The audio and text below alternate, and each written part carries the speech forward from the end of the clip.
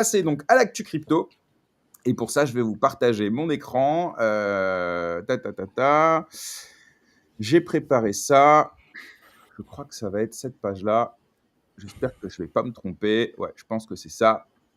OK, donc là, première news qu'on a apprise hier. Alors, on l'annonçait, hein, mais on savait que ça allait arriver d'ici la fin de l'année. Vraisemblablement, ça va être un peu plus tard que la fin de l'année, mais l'actuel président de la SEC, Gary Gensler, a annoncé qu'il démissionnerait le 20 janvier prochain.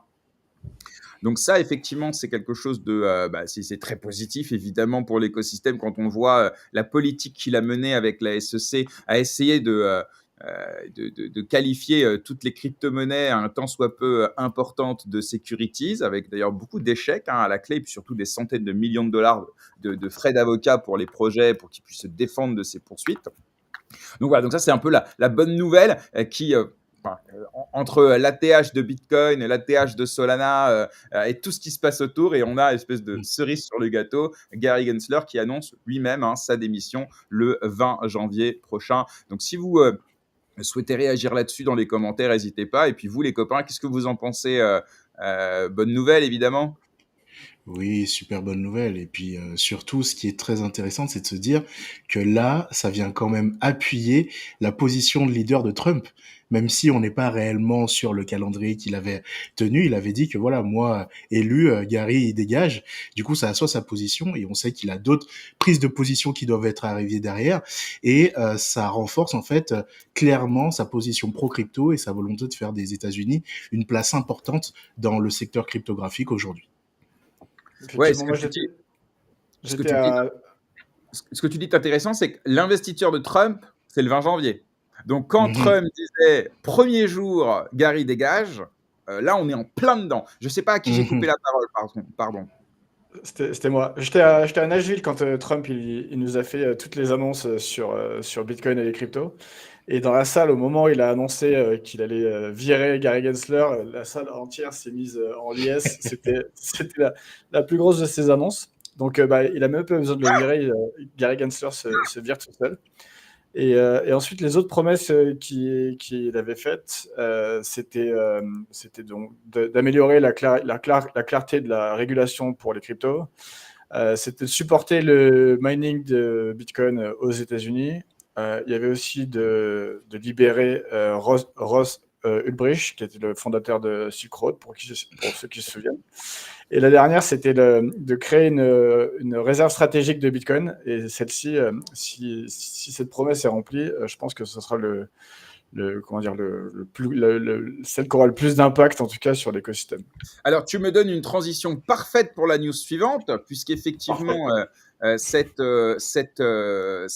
décision de créer une réserve stratégique en Bitcoin, eh bien, elle suit son cours. Elle est loin d'avoir été abandonnée. Elle continue d'être mise en avant, notamment par la sénatrice républicaine Cynthia Lummis, alors qui est connue pour être pro-crypto, notamment avec des PFP sur Twitter avec des yeux laser. Et alors, très récemment, puisque c'était hier, je crois, elle a été un peu plus loin que présenter le projet de loi de constitution de la réserve stratégique en Bitcoin au Sénat. Ça, elle l'avait déjà fait, on en avait parlé dans l'émission il y a quelques jours. Mais en plus de ça, elle a appelé ouvertement à vendre de l'or pour du Bitcoin. Donc, c'est pas juste. On va acheter 1 million de bitcoins sur 5 ans, c'est ça le programme, c'est 200 000 bitcoins par an pendant 5 ans, constitution d'une réserve d'1 million de bitcoins, mais également la promesse de ne plus vendre les actifs, les bitcoins saisis à l'occasion de poursuites judiciaires pour justement alimenter cette réserve stratégique. Mais ça va être également, alors je ne sais pas si c'est également ou à la place évidemment, mais on voit dans l'article effectivement que les États-Unis détiennent 8000 tonnes d'or et qu'effectivement elle plaide, même on dit, pour convertir une partie des réserves d'or en Bitcoin. Donc là, pour le coup, Bitcoin en tant que réserve de valeur, comparable à l'or, là, on est en plein dedans et de façon politique. Ce n'est pas juste des bitcoiners maximalistes qui disent que Bitcoin est l'or numérique et que ça a que des avantages par rapport à l'or en termes de transférabilité, de portabilité, de divisibilité, d'accessibilité, d'inclusivité, de transparence. Enfin bref, il n'y a que des avantages, à part peut-être un sur lequel tout le monde s'accorde, c'est que le Bitcoin n'a pas 10 millions d'années d'histoire devant lui. Voilà, c'est vrai, il n'y a que 15 ans ou 16 ans. Mais à part ça, dans l'absolu, voilà, c'est quand même plus pratique, on va dire. Et donc là, voilà, donc pour le coup, Cynthia Lummis qui appelle à vendre l'or au profit du Bitcoin. Donc je ne sais pas si ça se fera, évidemment, hein, mais c'est quand même énorme s'ils le font. Et surtout en termes de, tu disais, d'impact sur le marché, Charles, mais au-delà du marché, impact aussi sur les autres États, les autres économies qui peuvent à un moment donné, et qui commencent d'ailleurs, hein, aujourd'hui, on voit beaucoup d'États ou de grosses entreprises qui achètent Bitcoin en réserve de valeur, en réserve stratégique, en fait, pour se baquer face aux aléas du dollar, etc. Ouais, clairement, les États-Unis ont quand même un rôle de leader mondial un peu à tous les niveaux. Et du coup, quand les États-Unis font un mouvement dans un sens ou dans un autre, souvent, ça fait des petits, comme on dit, et ça peut donner des idées à d'autres États. Et si on commence à avoir plusieurs États qui veulent créer des réserves stratégiques de Bitcoin, étant donné que le supply de Bitcoin est limité, comme on sait tous, ça peut créer, disons, une tension sur le prix. Je pourrais dire ça comme ça.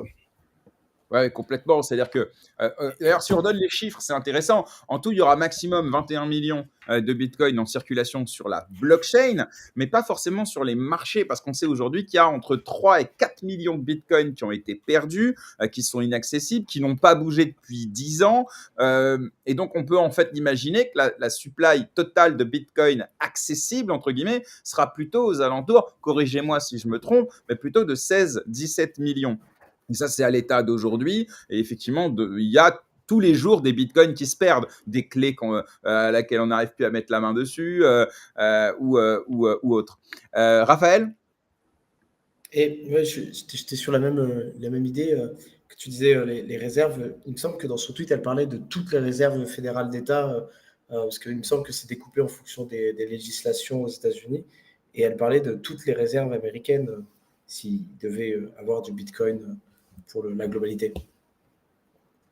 Ouais, non mais c'est ça. Et alors, l'objectif en plus de Trump, et Cynthia Lummis revient dessus, en constituant cette réserve en fait de Bitcoin, déjà il y a 2 éléments à savoir. Les gens ne savent pas, et moi j'ai découvert ça la semaine dernière. C'est que lorsque l'État décide de constituer une réserve stratégique, elle s'engage à la conserver pendant 20 ans. Donc certains qui diraient, ouais, les États-Unis, ils vont acheter, puis après ils vont dump sur le marché, truc et tout. Non, un État, quand il décide de se constituer une réserve stratégique, il ne le fait pas pour trader, d'accord? Il le fait pour montrer des gages de solidité et de garantie face au marché. Donc le fait d'avoir cette réserve stratégique en Bitcoin doit lui permettre effectivement de pouvoir emprunter sur les marchés, d'avoir des conditions extrêmement intéressantes pour financer toute son économie. Et l'objectif à terme de Donald Trump, alors c'est une parole lors de la campagne, mais peut-être est-ce qu'effectivement, comme toutes les autres paroles, il va les mener à exécution, parce que pour l'instant, il dévie pas le gars, tu vois, que ce soit sur le Doge, la politique d'immigration, les droits de douane, la politique pro-crypto, pour l'instant, il dévie pas, tu vois. Son objectif, c'est de rembourser une partie de la dette des États-Unis grâce à Bitcoin. On leur vendra quelques bitcoins. Tu vois. Aujourd'hui, la dette des États-Unis, c'est 35 000 milliards de dollars, je crois, aux alentours. Et en fait, il se dit que si j'achète aujourd'hui du bitcoin à ce prix-là, peut-être que dans 20 ans, ça vaudra.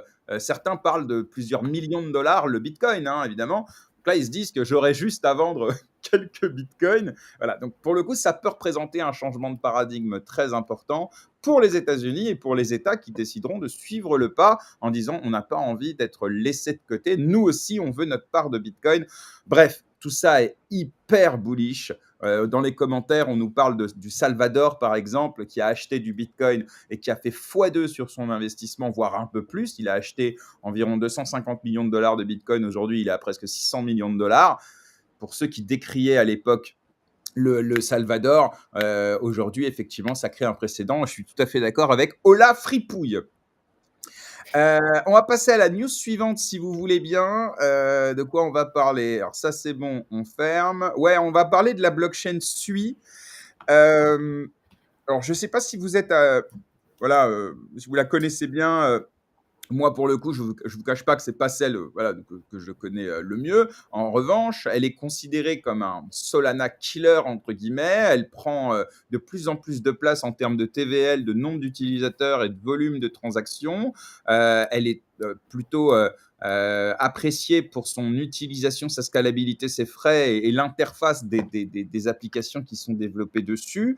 Et alors pour le coup, pour la première fois de sa vie, en mainnet, puisqu'en testnet, c'était déjà arrivé 2 fois, mais en mainnet, pour la première fois de sa vie hier, elle a connu une panne d'environ 2 heures, qui depuis a été réglée évidemment. Et là, j'aimerais poser la question vraiment à ceux qui connaissent un peu, peut-être d'un point de vue peut-être un peu tech, et puis si vous connaissez pas, c'est pas très grave, mais est-ce que l'un d'entre vous peut-être pourrait nous dire, est-ce que finalement c'est pas une suite logique pour une blockchain qui est très, très, très, très adoptée en l'état de l'art aujourd'hui de la blockchain que de connaître justement des pannes de service. Est-ce que l'un d'entre vous...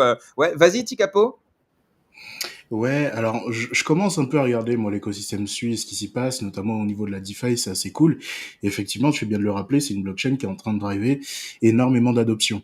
Même si certains ont quand même l'habitude de voir les DAOs de blockchain comme étant une faiblesse majeure, on va dire, ou critique de leur système, c'est pas réellement le cas parce qu'en fait, c'est des vrais use cases, des cas d'utilisation qui leur permettent de mieux maîtriser leur montée en charge et de scaler. Et c'est ça, en fait, qui est réellement important. Donc, en fait, SUI a subi un arrêt, oui, c'est le cas, mais un arrêt suite à une vraie demande de la part de son écosystème vis-à-vis de ses performances, et elle a eu un down vis-à-vis de ça. Et maintenant, du coup, c'est une panne qu'ils ont été en capacité de gérer en très peu de temps. La blockchain a été rétablie, les validateurs ont été hyper réactifs auprès de la team pour pouvoir relancer l'écosystème, et je trouve que c'est quelque chose qui est quand même hyper bien. Quand on voit que, je crois, sur les 3 derniers mois, leur TVL, elle a quasiment doublé, la blockchain, elle a pas toussé une seule fois, tu vois. Donc, non, pour moi, c'est un signe encourageant de développement. On n'est pas sur une blockchain mainnet bêta comme sur Solana, mais on est sur une blockchain qui s'improve de jour en jour, et c'est une bonne chose. Mais il faut pas que ça arrive trop fréquemment, mais c'est une bonne chose. Ouais.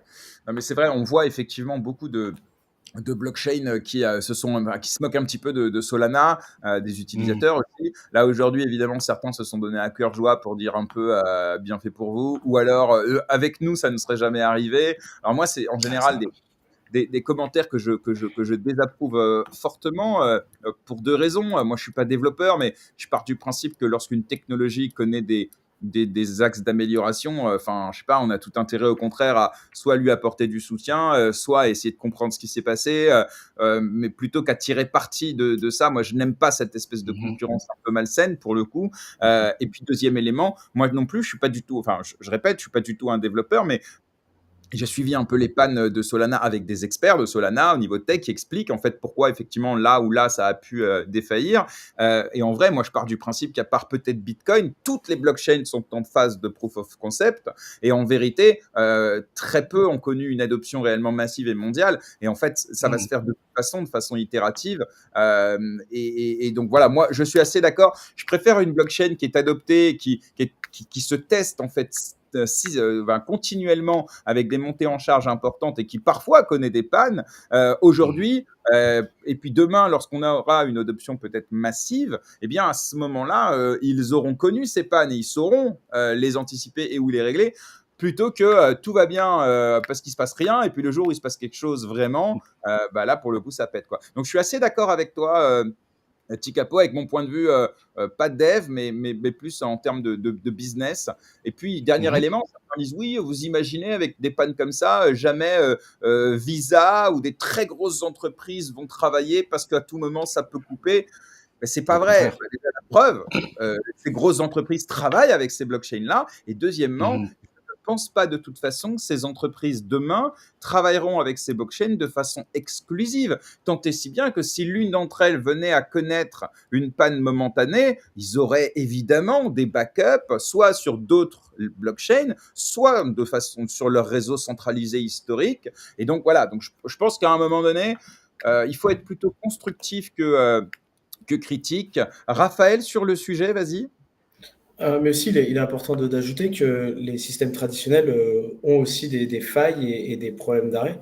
Nous, typiquement, par exemple, avec les assureurs, ça arrive souvent que les contrats et les achats d'arbitrage ne se fassent pas parce qu'en fait, tout simplement, leur système est down et que les informations d'un point A à un point B, elles ne circulent pas. Donc, on ne peut pas racheter un contrat, on ne peut pas le vendre.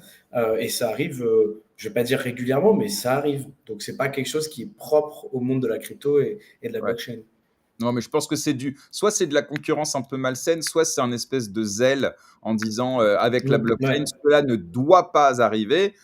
Enfin, en vrai, ça ne devrait pas arriver sur n'importe quel site internet, mais dès qu'il y a de la technologie, et ça, je pense que Charles va pas me contredire là-dessus, il y a forcément un risque de panne ou de défaillance. Et l'important, c'est peut-être comment les développeurs et l'équipe en interne va faire en sorte de régler le problème, donc au niveau tech et aussi au niveau marketing, comment ils vont communiquer pour faire en sorte de gérer potentiellement la crise. Et je ne sais pas ce que tu en penses, Charles, mais je pense que c'est inhérent à toute technologie, non? Ouais, bah, comme tu viens de dire, en fait, ces blockchains-là, Sui, Solana, Aptos, c'est des blockchains qui essaient de résoudre un véritable problème qui est le problème de la scalabilité. Parce que si tu prends Bitcoin, Ethereum et les chaînes qui sont plutôt historiques, elles ont un problème de scalabilité. Sur Bitcoin, on peut faire seulement 7 transactions par seconde. Et sur Ethereum, un petit peu plus, mais c'est du même ordre. On est autour de 15 ou 20 transactions par seconde. Et ça, c'est vraiment très faible, ce genre de chiffre. Typiquement, à 7 transactions par seconde, si tu imagines que tous les humains se mettent à utiliser Bitcoin, ça fait 2 transactions par humain et par vie. Tu vois, c'est vraiment très très faible la scalabilité de Bitcoin. Du coup, en fait, on veut résoudre ce problème de scalabilité, avoir des blockchains qui sont capables de gérer un très grand nombre de transactions par seconde, et typiquement pour pouvoir concurrencer Visa. Visa, il me semble qu'en pic, c'est quelque chose comme 20 ou 30 000 transactions par seconde. Je crois Donc, qu'on est à. Là, je regarde Visa, on est sur 1700. 1700, il me semble, c'est la moyenne. Et en pic, Ouais, on doit, ouais, ok. ils savent faire du 20 à 30 000 transactions par seconde. Ok. Donc, Ça, c'est pendant Black Friday, à mon avis. probablement. Ouais. Donc, en fait, si on veut concurrencer Visa, on ne peut pas le faire avec Bitcoin et Ethereum L1. Du coup, c'est pour ça qu'on a ces solutions de scalabilité qui sont à la fois les L2 sur Ethereum et à la fois Solana, Sui, Aptos, comme je disais, qui sont des blockchains où on fait tout sur le L1. Donc, il n'y a pas de notion de L2, mais qui sont hautement scalables. Et du coup, ce problème, il est assez difficile à résoudre d'un point de vue technologique parce que tu as un système distribué et décentralisé qui doit aller très vite. Et ça, c'est pas simple du tout à faire. Et typiquement, il me semble que, si je dis pas de bêtises, Sui, ils disent qu'ils sont capables de faire du 300 000 transactions par seconde. Donc, on est vraiment genre à plusieurs ordres de magnitude au-dessus. Et du coup, c'est quand on commence à rentrer, à se rapprocher du coup de ces limites-là qu'il peut y avoir des pannes et des moments de downtime qui sont effectivement pas super pour l'image de la blockchain. Mais d'un autre côté, comme je viens de dire, la question de scalabilité, c'est un vrai problème technologique, d'autant plus sur des systèmes distribués, décentralisés comme les blockchains. Ouais, et d'ailleurs, tu parlais d'Aptos, pareil, tu me fais une transition parfaite. On est bien là ce matin, je trouve, hein, ça s'enchaîne On bien. a, on a Puisque répété. bah, je pense que si on avait répété, on n'aurait pas fait mieux. Mais effectivement, Mastercard et JP Morgan eh bien, ont annoncé récemment un partenariat stratégique pour faciliter le paiement B2B et notamment sur la blockchain Aptos. Donc, on voit bien effectivement l'attrait de ces géants du paiement pour Mastercard et bancaire pour JP Morgan. Et là, pour le coup, clairement, on voit le choix en fait des blockchains qui sont faits. Donc, on a évidemment Solana qui est proche de Visa. Et puis là, on a Mastercard et JP Morgan qui s'intéressent à Aptos. Donc là, on est sur des layers 1, on n'est pas sur des layers 2, donc des surcouches de scalabilité. On est sur des vrais layers 1. Et pour le coup, on voit bien que ces entreprises-là, je pense qu'elles sont conscientes que à tout moment, il peut y avoir une panne si la montée en charge devient importante, mais ça ne les empêche pas de s'intéresser, de tisser des partenariats commerciaux en se disant qu'on est encore vraiment au tout début en fait du paiement on-chain et que si on n'y va pas et qu'on teste pas et parfois on n'échoue pas aussi, eh bien en fait on n'y arrivera jamais. Donc voilà, donc pour le coup, ça, je réponds vraiment à tous ceux qui disent ouais, mais avec une blockchain en panne, on n'arrivera jamais à faire de l'adoption massive. Bah non, en fait, mais je pense qu'il n'y a pas d'adoption massive sans itération et sans essai. Et là, ce sont des acteurs majeurs du secteur qui ont décidé de faire les essais. Donc c'est plutôt bien. Alors moi, je suis pas pareil, hein, je suis pas très. Je connais un peu l'histoire de Aptos. Pour le coup, mais voilà, après, je crois qu'Aptos, c'est un dérivé du projet Libra, hein, de Facebook au départ. Donc voilà, d'ailleurs, je crois qu'Aptos et Sui, c'est pareil. Au départ, c'est. Non, attends. Ouais, c'est ça. Si, C'est c'est ça. Sui Hein. et Aptos, les deux. Hein, Sui et Aptos, les deux viennent tous les deux de Diem. C'est Diem plutôt le nouveau nom qu'il y avait eu. ouais, en Et fait, ils utilisent tous ouais. les deux le langage Move, du coup, qui avait été développé par l'équipe de Facebook à l'époque. Et ce qu'ils expliquent, c'est que c'est un langage qui est orienté objet, ce qui veut dire, enfin, c'est une construction différente de ce qui est utilisé sur le VM. Et sur Solana aussi, si je dis pas de bêtises. Et c'est censé être plus optimisé de base, quoi. Voilà. Ouais. Donc c'est ça. Alors il faut savoir que ces deux boîtes-là, elles ont levé en moyenne entre, je sais pas, 500 et enfin entre 300 et 600 millions de dollars, tu vois. Donc pour le coup, elles ont des moyens qui sont absolument énormes et elles travaillent effectivement à cette construction de ce lien. Et en termes de business et même d'adoption, hein, pour le coup, elles font un travail absolument monstrueux. Alors on ne sait pas quelle blockchain, entre guillemets, gagnera au final la compétition de DL1, mais pour le coup, on voit que, surtout en cette période, les news s'accumulent. Après, comme tu dis, c'est du business aussi, tu vois? Je trouve qu'on n'est plus dans l'idée initiale de Bitcoin, ou même que, il y avait au début avec Ethereum, de faire un réseau réellement, heu, distribué, décentralisé, incensurable, tu vois? Finance décentralisée. Là, je sens que, déjà avec Ethereum, le proof of stake, mais aussi du coup avec tous les nouveaux L1 qui apparaissent, et on verra si ces L1 restent sur le marché, mais j'ai l'impression que c'est là pour durer. Bah, c'est que c'est en train de se start-upiser en quelque sorte, tu vois, en train de, enfin, on se dirige vers petit à petit vers une finance décentralisée, permissionnée en quelque sorte, et donc de moins en moins décentralisée, je trouve personnellement.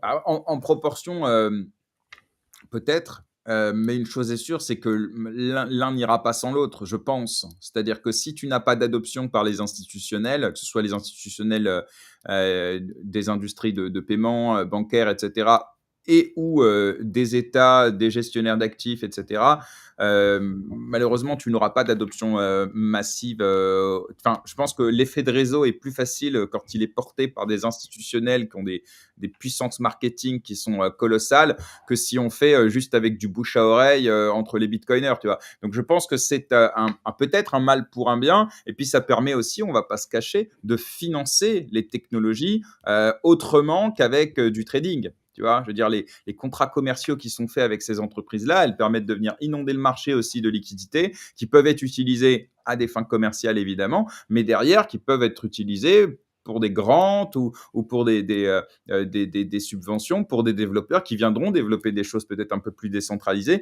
Là où je suis d'accord avec toi, c'est qu'il y aura de toute façon deux écosystèmes blockchain. Il y aura une blockchain institutionnelle, cadrée, permissionnée certainement, et puis il y aura à côté une blockchain peut-être un peu plus confidentielle, un peu plus transparente. Ça dépendra des régions du monde, ça dépendra du niveau de connaissance des utilisateurs, et puis aussi de la volonté de chacun. La liberté, c'est ça aussi peut-être, c'est de passer par un réseau permissionné ou pas. Et alors, bon, au niveau réglementaire, ils vont plutôt nous inciter à aller du côté permissionné et pas très décentralisé, mais ce sera la liberté de chacun après de continuer d'utiliser de la finance décentralisée, des applications décentralisées. Enfin, ça, personne ne pourra empêcher le développement, quoi.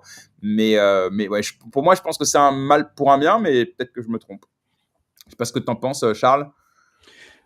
Moi, je crois que ce qu'il faut bien voir, c'est que Visa, Mastercard, American Express, aujourd'hui, ils ont un espèce de monopole sur le système du paiement, et ils prennent des frais qui sont très importants. Entre 1 et 3% de l'ensemble de toutes les transactions bancaires qui ont lieu dans le monde, c'est gigantesque. C'est une manne qui est gigantesque. Et du coup, ce dont on se rend compte, c'est que on peut très bien utiliser les blockchains avec des stablecoins qui sont donc des tokens sur ces blockchains pour faire un use case de paiement assez facilement, et on se rend compte que le coût d'infrastructure est super faible. Utiliser une blockchain pour juste envoyer des fonds, c'est potentiellement vraiment peu cher, surtout si ta blockchain est très scalable. Si tu utilises un L2 d'Ethereum, bah, ça coûte moins d'un centime pour envoyer n'importe quel montant d'USDT ou d'USDC sur ta blockchain.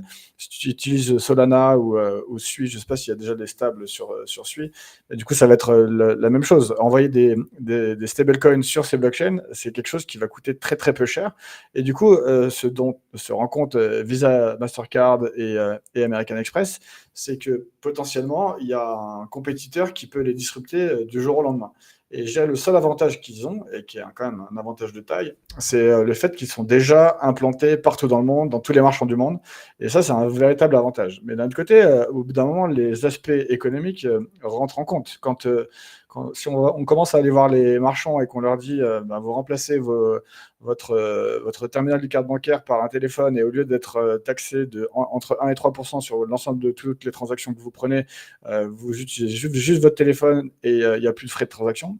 Je pense qu'il y a un véritable trade-off qui peut s'opérer, et l'adoption peut être très rapide. Et du coup, je pense que c'est pour ça que Visa et Mastercard s'intéressent de près à ces technologies et veulent être sûrs qu'on ne les disrupte pas trop vite. Ouais, ils veulent leur part du gâteau, effectivement, et c'est tout à fait normal d'ailleurs. Donc, ouais, on rappelle, hein, quand même que les frais, quand tu fais un paiement par carte bancaire, toi, tu le vois pas, mais pour le commerçant, ça coûte entre 1 et 3%, quoi, tu vois? Donc sur son chiffre d'affaires, ça représente quand même une somme qui est importante, avec en plus des limites, des plafonds, et cetera. Donc ouais, OK. Merci messieurs. Alors on n'aura pas pu tout voir évidemment, mais je pense qu'on aura vu quand même, les news principales. On va passer maintenant à l'interview du jour. Et donc, mais avant ça, je vous rappelle, c'est très important pour vous, pour nous, pour vous aussi d'ailleurs, de vous abonner et d'activer la cloche sur YouTube notamment, pour être informé de chaque nouvelle vidéo que nous postons ou chaque live lorsqu'il démarre. Donc voilà, on compte sur vous, c'est très important. On va commencer l'interview avec Charles. Si vous avez des questions, n'hésitez pas à les mettre dans les commentaires. À la fin de l'émission, j'irai voir dans les commentaires s'il y a des questions pour les poser à Charles. Donc n'hésitez pas, je rappelle, Charles, CTO de chez Ledger. Alors Charles, d'abord, avant qu'on parle de Ledger, tout ça, on va s'intéresser, si tu veux bien, un peu à toi. Est-ce que tu peux nous raconter un petit peu ton parcours pré-Ledger?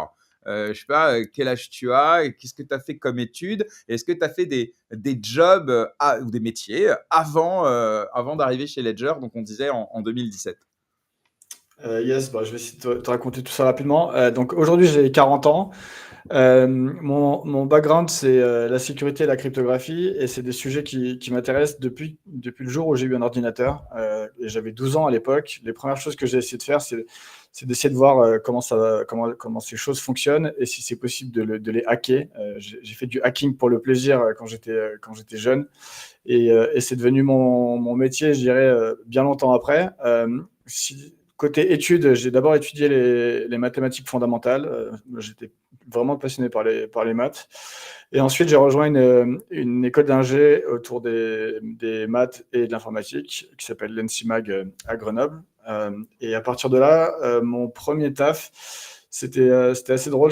Donc, j'ai commencé par un stage dans une entreprise qui fabriquait des circuits sécurisés qui font de la cryptographie. Et mon stage, le but du stage, c'était d'évaluer la sécurité de ces circuits.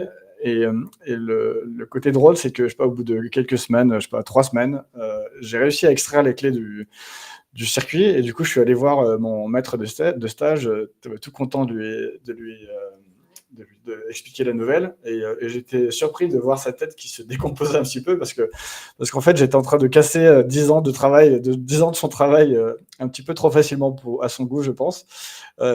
Bref, du coup, ils m'ont ensuite proposé de rester pour les aider à améliorer la sécurité de leur circuit. Je connaissais pas grand-chose à l'électronique, enfin à peu près rien du tout même. Du coup, c'était ça qui était intéressant, de me dire que j'allais commencer sur un truc que je connaissais pas et apprendre plein de nouvelles choses. Et du coup, je suis resté dans cette boîte environ 5 ans, je dirais. C'était où ça? C'était à Paris? C'était en province? C'est où? C'était à Grenoble. Ok. C'était à Grenoble. C'est toujours une entreprise donc, qui fait des circuits sécurisés. Et donc, bah, j'ai appris à faire du design de circuits, à faire des cryptoprocesseurs. Donc, c'est des morceaux d'électronique à l'intérieur des circuits qui vont calculer de la cryptographie, des cryptolibs, des drivers bas niveau. Donc, pas mal un peu d'électronique, pas mal d'informatique bas niveau et effectivement bah, tous les aspects sécurité matérielle qu'on peut mettre en place. Ok. Ça, c'était mon premier job. Ensuite, j'ai rejoint un labo d'évaluation sécuritaire, donc toujours à Grenoble. Et donc là, le but de ce labo, c'est pas mal dans le cadre de certification. Donc typiquement, quand tu utilises ta carte bancaire ou ton passeport, à l'intérieur de cette carte bancaire ou de ce passeport, il y a un petit circuit sécurisé. Et afin que ces circuits puissent aller sur le marché, ils doivent obtenir des certifications qui sont délivrées par l'ANSSI, l'Agence nationale de la sécurité des systèmes d'information. Et donc, ils peuvent obtenir ces certifications qu'une fois qu'ils sont passés au travers d'évaluations. Et donc, il y a des labos qui sont accrédités par l'ANSSI en France, qui sont en charge du coup de faire ces évaluations. Et donc, là, tu vas passer 6 mois ou plus à évaluer la sécurité de ces dispositifs, que ce soit à la fois la partie hardware et la partie software. Et à la fin de l'évaluation, si tout est à un bon niveau de sécurité, bah, ils peuvent obtenir une certification. Donc moi, j'ai rejoint ce labo pour faire des évaluations au début, pas mal de choses autour de la cryptographie, des méthodes formelles, donc plutôt les aspects théoriques. Ensuite, j'ai fait plus du side channel, des attaques en faute, tout un tas d'attaques qu'on peut faire sur des circuits. Et ensuite, ils m'ont demandé rapidement de prendre la tête du lab. Je suis resté dans ce lab environ 4 ans, je dirais, quelque chose comme ça. C'était assez intéressant. On voyait pas mal de choses différentes. Je parle beaucoup de carte bancaire et de passeport, mais c'était beaucoup plus varié que ça. Mais je dirais que le marché, c'était peut-être 60 à 70% d'évaluation pour le marché de l'identité et du bancaire. Mais il y avait quand même d'autres choses. Typiquement, je me souviens qu'on avait fait des Linky. Si tu as un Linky chez toi, et oui, je pense que tu en as un, dedans, il y a des dispositifs de sécurité pour être sûr qu'on ne peut pas les hacker trop facilement. Typiquement, on en avait évalué certains, parce qu'il y a différents modèles de Linky.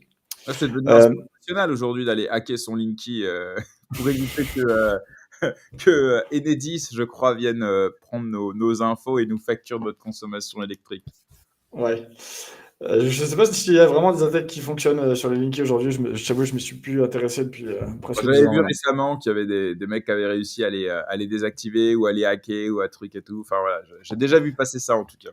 Ouais, bah, c'est pas étonnant. Bref, du coup, c'est pour dire que ce genre de dispositif, avant d'arriver sur le marché, ils vont être évalués par des labos indépendants qui sont spécialisés là-dedans. Et j'étais donc en charge de un de ces labos.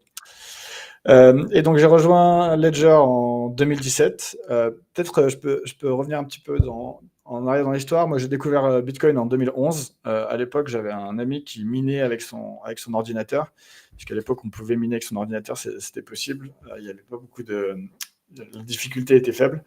Et du coup, il parlait de Bitcoin tout le temps. Du coup, au bout d'un moment, j'ai fini par m'intéresser à cette chose et j'ai directement étudié les aspects technologiques, la cryptographie, le consensus décentralisé, le système de hachage avec les blocs, etc. Et à la fin de mon étude, entre guillemets, je suis allé voir mon pote et je lui ai dit bah, ton truc, c'est vraiment intéressant d'un point de vue technologique, mais franchement, ça sert à rien. Il n'y a personne jamais qui va utiliser ce truc-là, il n'y aura pas d'adoption. Donc j'avais bien évidemment tort. C'est drôle de s'en rappeler maintenant. Du coup, quand j'ai rejoint Ledger en 2007, il m'a demandé si j'avais finalement compris l'intérêt et le use case. Et effectivement, en 2017, il y avait déjà un peu plus d'adoption et ça commençait à être plus clair que c'était pas juste un truc de cypherpunk ou de hacker, et qu'il y avait vraiment de l'avenir autour de Bitcoin et des blockchains, des technologies blockchain en général. Donc j'ai rejoint en 2017 et à l'époque. Est-ce que entre le moment où tu entends parler en 2011 et 2017 où tu rentres chez Ledger, tu t'intéresses à la tech, etc. Est-ce que tu te lances? Est-ce que tu achètes? Est-ce que tu investis? Non, pas du tout. Non, je me souviens, je te dis, j'avais étudié la chose, j'avais fait tourner du mining sur mon ordi. Ça ralentissait terriblement mon ordi. Je sais même pas si j'ai eu un bloc ou pas, mais ça ne m'intéresse. Enfin, c'est pas que ça m'intéressait pas, c'est que j'y croyais pas. Le truc Ok. était intéressant d'un point de vue technologique, mais j'étais certain que ce truc n'aurait aucune valeur monétaire en tout cas, et qu'il n'y aurait pas d'adoption, tu vois. Donc, et de 2011 à 2017. Je ne m'y suis pas intéressé plus. Peut-être en 2017, ben, je me suis réintéressé parce que justement, on commence à en reparler avec le bull run de 2017. Mais entre-temps, je n'avais pas regardé plus que ça, quoi. Ok. J'avais compris comment ça fonctionnait, mais du coup, je ne m'étais pas intéressé plus que ça. Et donc, j'ai rejoint en 2017 Ledger. À l'époque, c'était une petite start-up, je dirais. On était autour de 40. Pour info, aujourd'hui, on est plus de 600. Donc, tu vois, il s'est passé quand même pas mal de choses en 7 ans. Et quand j'ai rejoint, ma mission, c'était de créer le département sécurité de Ledger, qu'on appelle aujourd'hui le Donjon. Et le jour où je suis arrivé, Nicolas Baca, donc, qui était le Tu CTO peux nous dire fondateur. d'abord comment t'as entendu parler? Est-ce qu'il y avait une offre d'emploi, enfin très classique, ou est-ce que c'était un ami d'un ami? Non, bah, là, j'ai été chassé. Ok. En 2017, tout le monde commençait à parler de Bitcoin, enfin, vachement plus qu'en 2016, disons. Donc, on entendait parler de blockchain, de Bitcoin. Moi, avec mon background, je recevais pas mal enfin, il y avait pas mal de chasseurs qui commençaient à me contacter autour de ces aspects de blockchain, etc. Mais il y avait quand même pas mal de trucs fumeux avec des ICO à l'époque, donc je regardais ça de loin quand même. Mhm. Et ensuite, j'ai été contacté pour Ledger. L'annonce était un peu cryptique, comme souvent c'est le cas du recruteur, mais quand j'ai lu, j'ai directement compris de quoi il s'agissait et que c'était Ledger, donc qui cherchait quelqu'un pour s'occuper de la sécurité à Ledger. Et du coup, bon, il y a eu de longues discussions, etc. Mais j'ai fini par accepter. Et j'ai rejoint, donc, comme je te dis, en 2017. Quand je suis arrivé, il n'y avait rien du tout. On venait juste d'emménager dans des nouveaux locaux et on m'a donné une grande pièce vide, blanche. Il n'y avait rien du tout dedans. Quand je te dis rien du tout, il n'y avait même pas de table, même pas de chaise et il y avait tout à écrire. Donc, je t'avoue, c'était un peu surprenant Et là, mon t'as-tu premier jour. déménagé? Parce que eux, Ledger, ils ont leur usine. C'est dans quelle ville de la France? Alors, Vierzon. l'usine historique, effectivement, elle est à Vierzon. Après, les bureaux, les headquarters sont à Paris.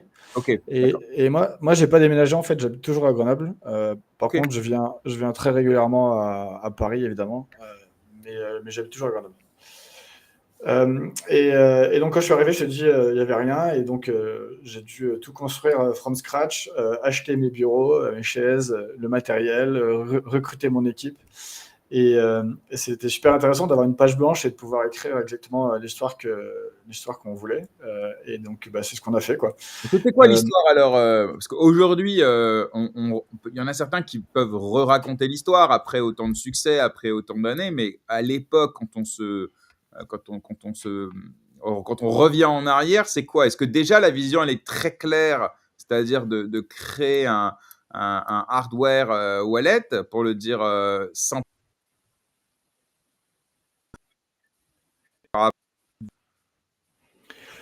je pense que la vision initiale de Ledger, en fait, c'est la même depuis 2014, en fait. On n'a jamais vraiment dévié de ça.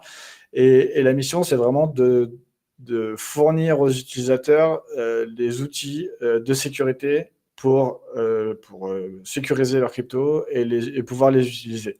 Donc, tu as un peu un trade-off entre la sécurité et la facilité d'utilisation. Et c'est ce qu'on essaie de faire depuis le début. Donc, on mise beaucoup sur la sécurité et avec le bloc de sécurité sur lequel on ne veut jamais compromettre, on essaie d'étirer le curseur de la facilité d'utilisation. Ouais. Ce sera toujours un petit peu plus, il y aura toujours un peu plus de friction à avoir du hardware supplémentaire par rapport à juste avoir une application. Par contre, on sait que aujourd'hui, c'est un peu le seul moyen d'avoir un haut niveau de sécurité. Et donc, ce qu'on essaie de faire, c'est vraiment d'avoir le niveau de sécurité de Ledger, quoi, et d'améliorer au plus possible l'expérience d'utilisateur. Ouais. Donc, On y reviendra évidemment, tout à l'heure. Alors, on va, si tu veux bien, rentrer un petit peu dans le détail. Merci en tout cas pour ce parcours.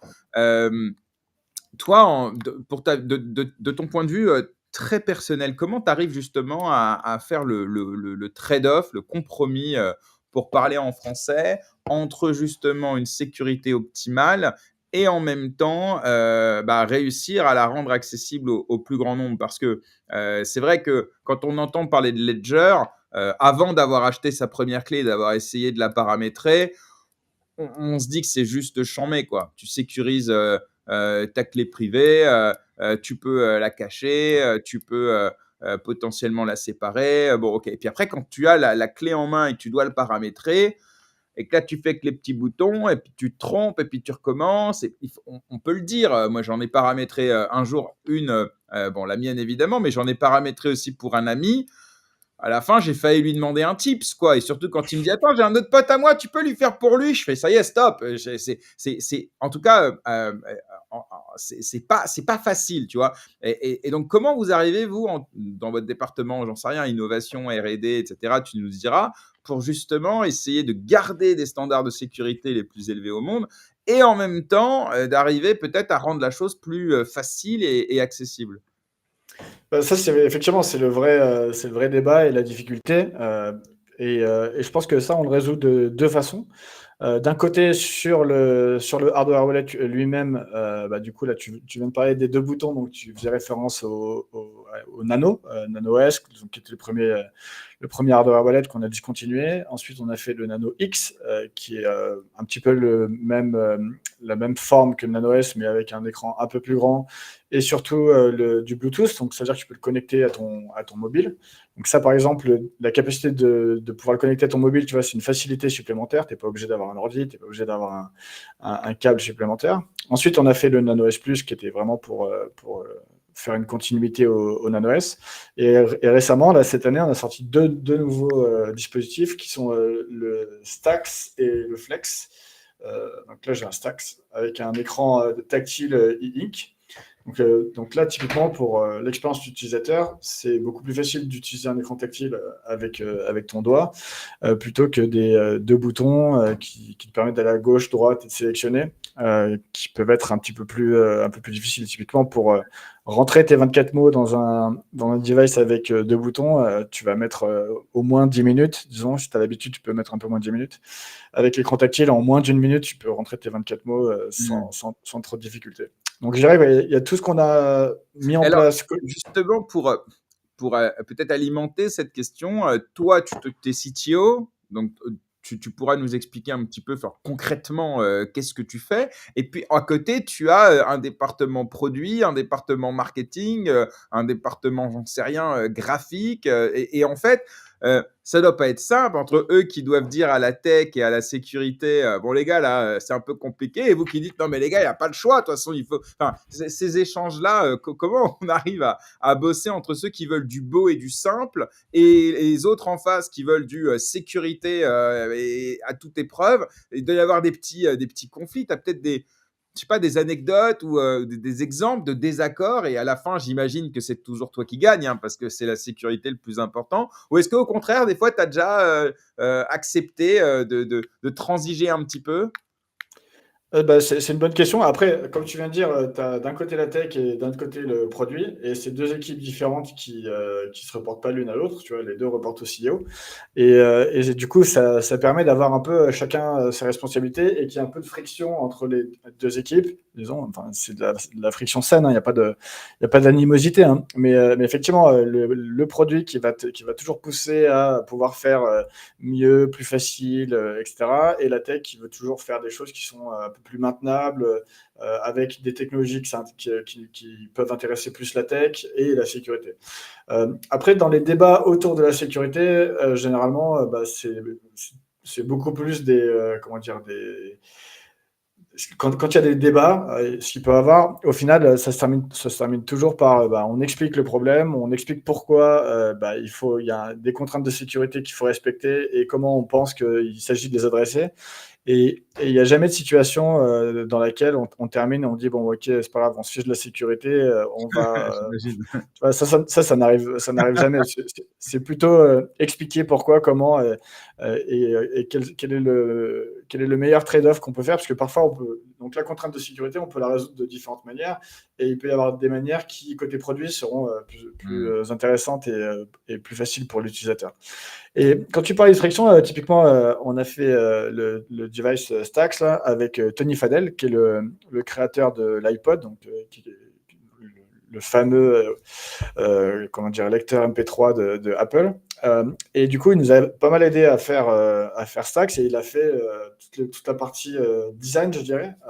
Et du coup, là, il y a eu un peu de friction entre la sécurité et le design, parce que donc lui, il a essayé de penser son design un peu complètement out of the box, tu vois, sans aucune contrainte c'est un device de sécurité.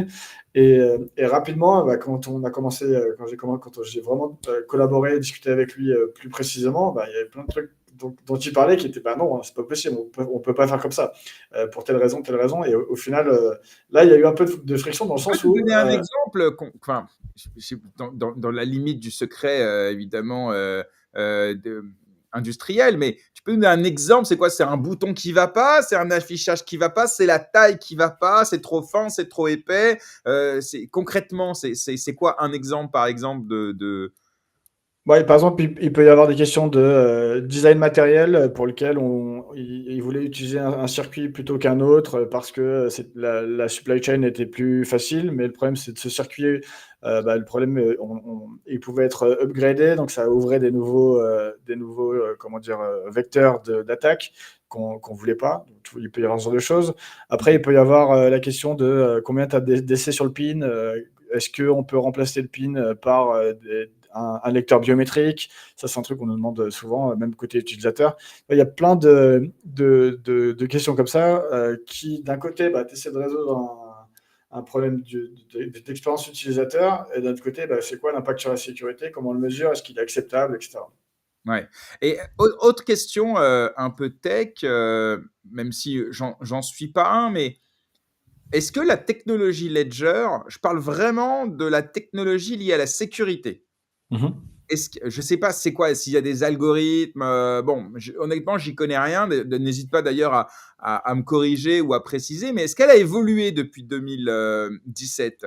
Ou est-ce qu'en fait, c'est toujours la même tech de sécurité qui, pour l'instant, n'a jamais été hackée, sauf erreur de ma part, et qu'après, vous arrivez en fait à l'adapter en termes de produits, ou est-ce que non, au contraire, elle est sans cesse, vous faites une course avec les cyberhackers et qu'il y a vraiment une course à l'innovation pour éviter justement d'avoir d'avoir le périmètre d'attaque le plus faible possible, etc. Alors, c'est une très bonne question, et je vais te dire oui et non. Alors, je vais t'expliquer pourquoi. Alors, qu'est-ce qui a pas évolué? Ce qui a pas évolué, c'est que le design de nos produits est fait autour de ce qu'on appelle des secure elements ou des smart cards, la technologie smart card, qui est pas du tout une nouvelle technologie. C'est la même technologie que tu as dans tes cartes bancaires et tes passeports dont je parlais tout à l'heure. Donc, tu vois, le lien avec mon parcours, il se fait aussi là. Et ça, c'est une technologie qui a plus de 40 ans, même, plus de 40 ans, et qui est en constante évolution. Donc, on utilise toujours des smart cards, mais les smart cards des années 80 et les smart cards de 2024 ne sont pas du tout les mêmes. Les circuits deviennent de plus en plus sécurisés contre toutes les attaques matérielles, etc. Donc, on a toujours disons, ce socle on utilise un secure element, une smart card, qui a une surface d'attaque minimale. C'est un petit circuit qui fait vraiment pas grand-chose, avec lequel on peut communiquer seulement avec un lien qui est aussi très simple. Et du coup, ça, déjà par défaut, ça fait une surface d'attaque qui est vraiment toute petite. Si tu mets ça en balance avec un software wallet, où là, la surface d'attaque, elle est gigantesque parce que ton software wallet, il tourne sur ton Android ou sur ton Windows. Typiquement, Et tu as Wallet, on parle de MetaMask. Trust Wallet, d'autres, Ethereum, il y en a tout plein. Et du coup, dans ce cas-là, c'est très difficile de sécuriser les choses parce que tu es sur un système d'exploitation sur lequel il y a tout un tas d'interfaces. Tu peux discuter avec du réseau, tu peux discuter avec une caméra, avec tout un tas de périphériques. Et surtout, tu as tout un tas d'applications autour de ton application de software wallet qui vont pouvoir attaquer ton software wallet. Donc en fait, le modèle d'attaque, il est vraiment très difficile à résoudre sur un mobile ou un ordinateur parce que justement, il y a beaucoup trop de choses qui sont des vecteurs d'attaque potentiels, ce que tu n'as pas sur un hardware wallet dans le sens où tout est circonscrit dans cette petit device dans lequel il y a un secure element et rien d'autre. Donc je dirais que ça, c'est les choses qui n'ont pas vraiment changé. Donc ce modèle de sécurité même depuis 2014. Par contre, ce qui a évolué, c'est que on utilise aujourd'hui des secure elements qui sont plus récents. Ça, c'est une première chose. Et le firmware, donc le système d'exploitation qui tourne à l'intérieur de ce secure element, c'est quelque chose qui est en constante évolution. On continue de l'améliorer pour rajouter des nouvelles fonctionnalités, rajouter des nouvelles blockchains, rajouter des nouveaux systèmes de cryptographie et aussi améliorer la sécurité. En fait, la sécurité, c'est quelque chose qui doit être en constante évolution. Il y a rien, ça n'existe pas d'être 100% secure pour toujours. Ceux qui disent ça, c'est soit qu'ils sont des amateurs ou soit qu'ils sont des menteurs, je ne sais pas.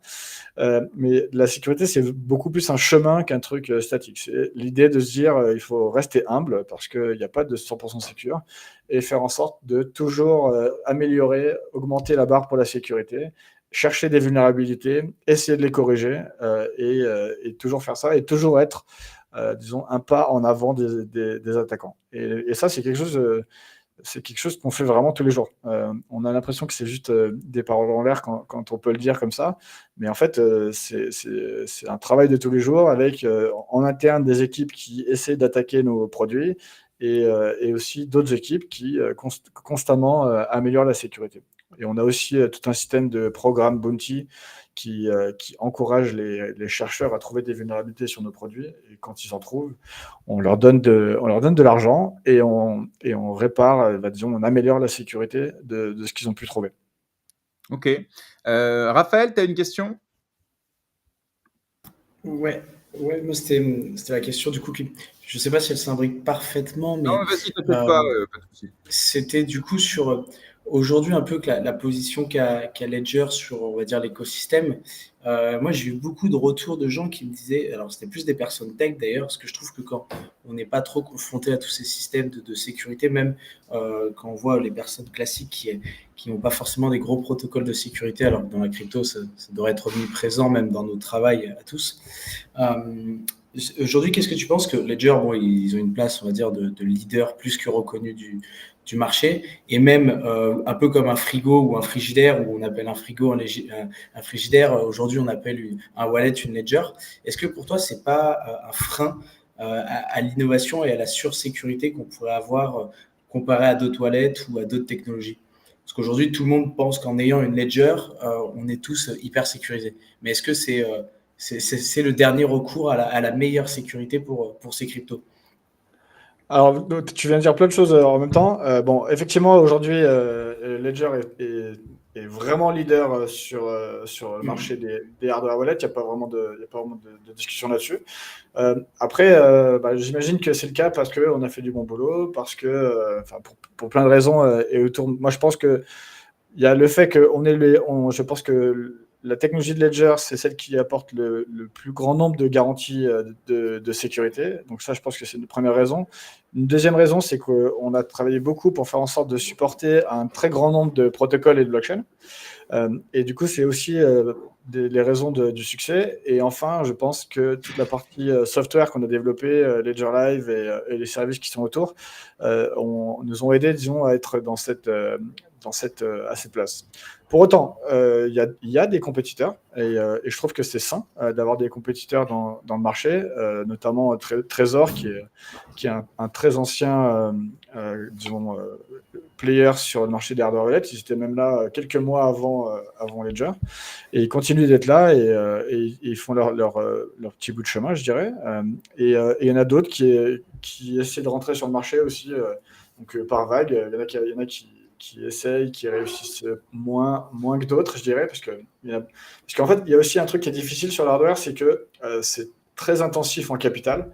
Lorsque tu veux créer des dispositifs hardware, donc des wallets dans notre cas, bah, tu es obligé de lever, d'avoir beaucoup de fonds pour créer ton dispositif. Et ensuite, pour créer une chaîne d'approvisionnement, du coup, tu es obligé d'avancer beaucoup d'argent pour fabriquer les stocks, pour mettre en place la chaîne d'approvisionnement, etc.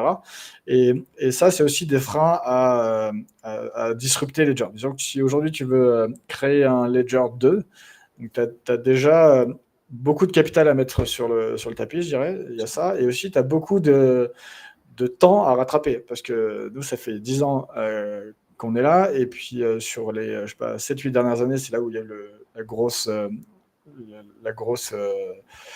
croissance de l'entreprise. Il y a eu, aujourd'hui, on est 600 employés, donc on travaille beaucoup et ça nous permet de prendre de l'avance. Donc, c'est aussi pour ça, je dirais, qu'on est un peu dans cette situation de leader et que ça rend difficile de nous disrupter.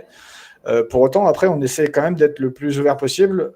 Et quand tu es un utilisateur Ledger, on essaie de faire en sorte que tu sois un utilisateur content de Ledger et que tu sois dans l'environnement Ledger, non pas parce que tu n'as pas le choix, mais parce que c'est le meilleur environnement. Et après, typiquement, comment vous vous démarquez, et j'abonde la question de Raphaël, comment vous arrivez à vous, parce que certes, vous avez pris une avance considérable et vous avez investi beaucoup, etc. Mais de façon très concrète, comment vous vous démarquez justement d'une boîte comme Trésor, pardon, ou par exemple un nouveau venu dont on entend beaucoup parler aujourd'hui, qui est Tangem, qui est un hardware wallet sous la forme d'une bague.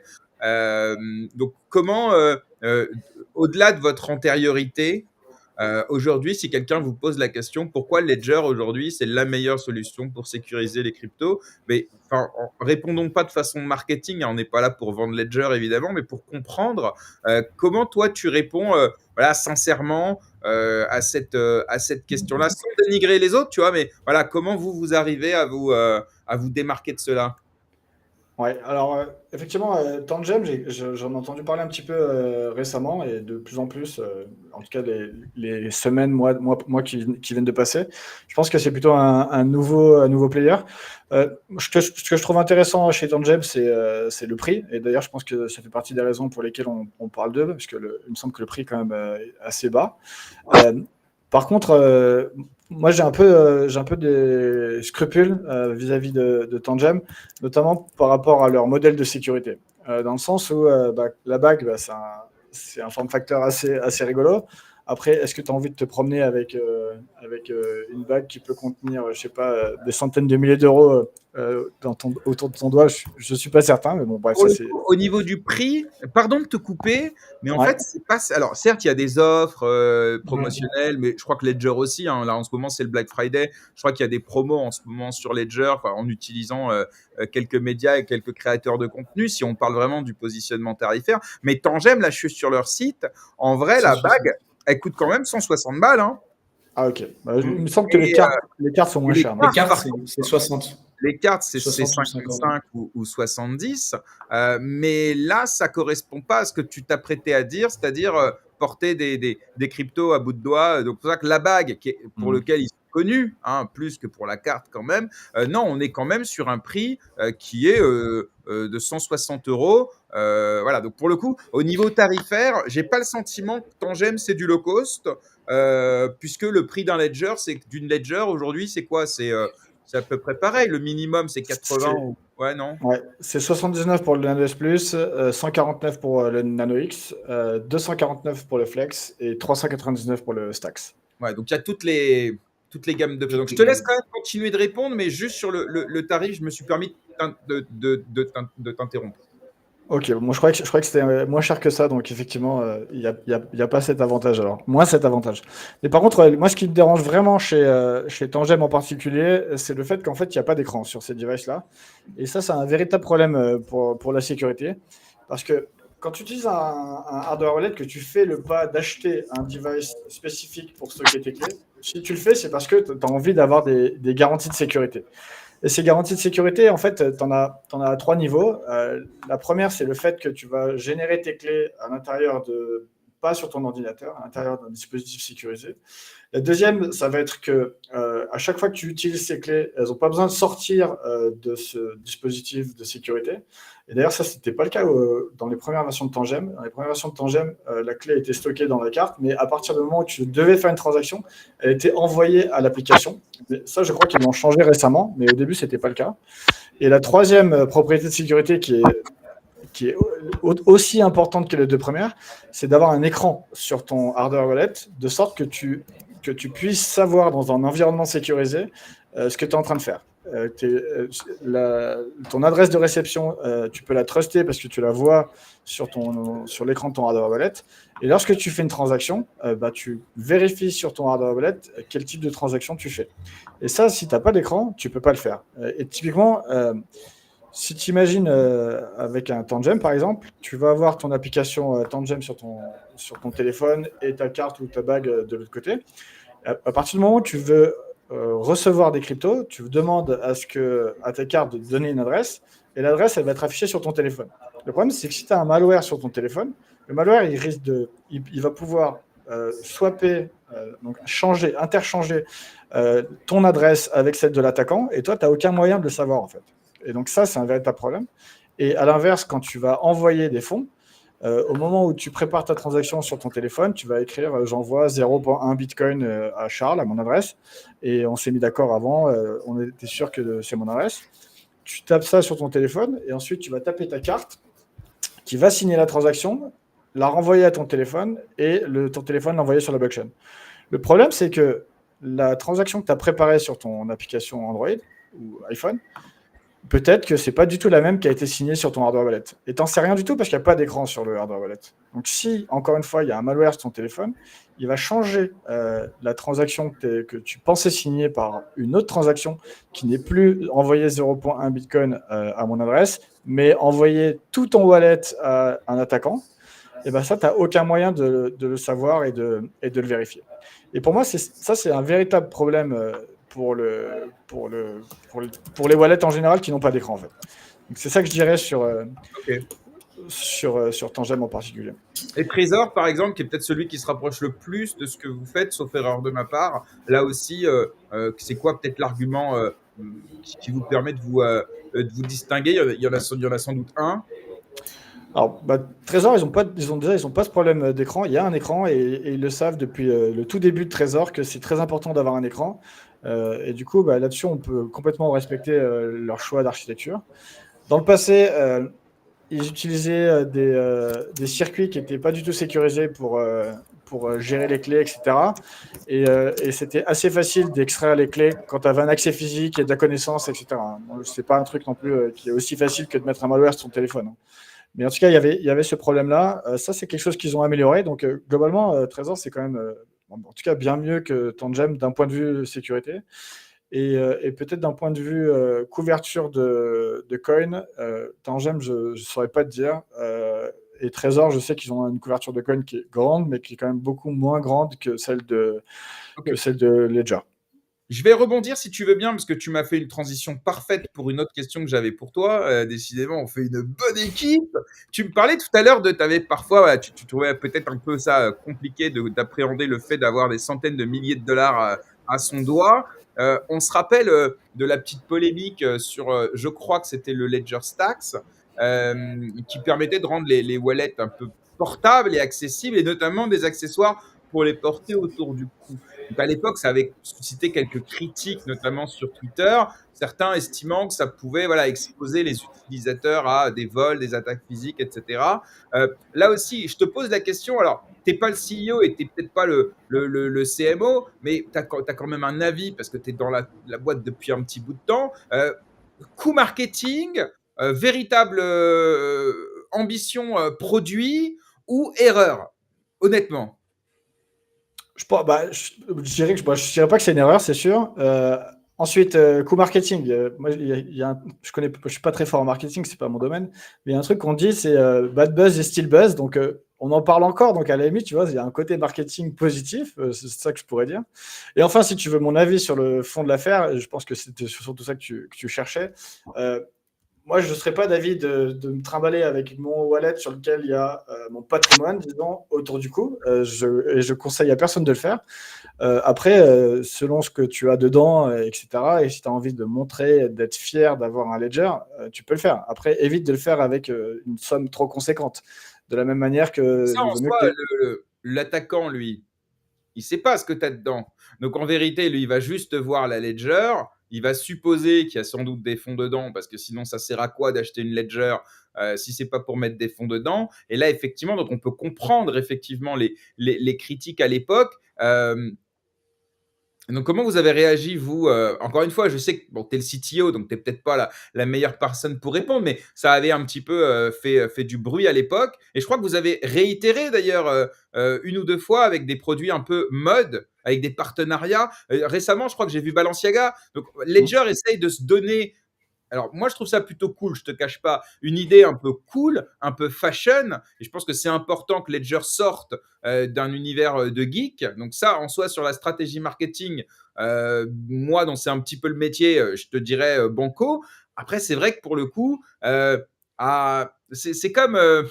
Tu vois, une blockchain qui nous dit il faut que vous nous voyez comme des ingénieurs, mais qui à côté de ça font des comptes à rebours marketing. Tu vois, à un moment donné, il y a parfois un juste milieu à trouver. Comment, à l'intérieur de Ledger, vous anticipez ça? Vous savez que ça va arriver ou ça vous tombe dessus et vous réagissez en urgence? Après, non, enfin, les choses sont préparées à l'avance comment dire, il y a une stratégie marketing globale. Bon, après, je t'avoue, moi, c'est pas le truc que je regarde de plus près, mais en tout cas, enfin, il y a une véritable stratégie. Toutes les associations qu'on fait avec le monde de la mode, etc., je pense que c'est aussi bon pour l'image de Ledger. Et effectivement, on veut sortir un peu du carcan c'est juste un device pour les geeks qui comprennent la technologie, tu vois, parce que c'est pas que l'ambition, c'est pas que notre ambition, et de plus en plus l'ambition, c'est de faire en sorte d'onboarder les masses dans la blockchain, dans Bitcoin, dans les différents crypto-assets, et et ça, on va pouvoir le faire seulement si on arrive à sortir de l'image de c'est un truc pour les geeks qui comprennent la technologie et la cryptographie. Ouais. Et ça va aussi avec ce que je disais, de avoir un grand niveau de sécurité. Ça, c'est important, c'est la base, c'est ça qu'on offre. Mais de faire en sorte d'avoir une expérience utilisateur la plus smooth possible. Et si en plus on peut faire en sorte d'avoir un sentiment, je sais pas, de cool